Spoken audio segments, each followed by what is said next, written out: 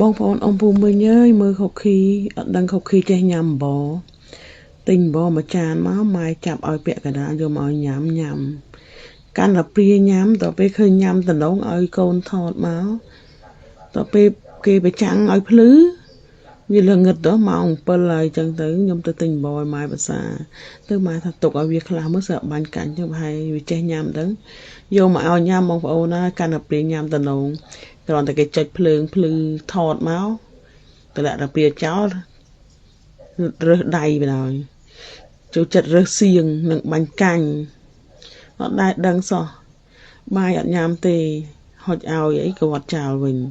តែបើបាយតណាបញ៉ាំយូរម្ដងឲ្យញ៉ាំ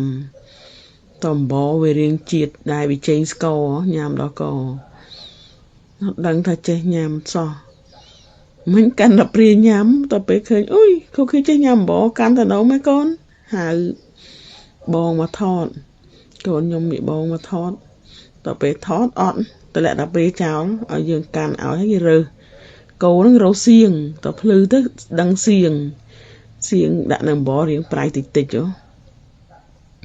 ញ៉ាំតំណងដល់ហើយដៃ10មានដៃ5ឯងប្រើ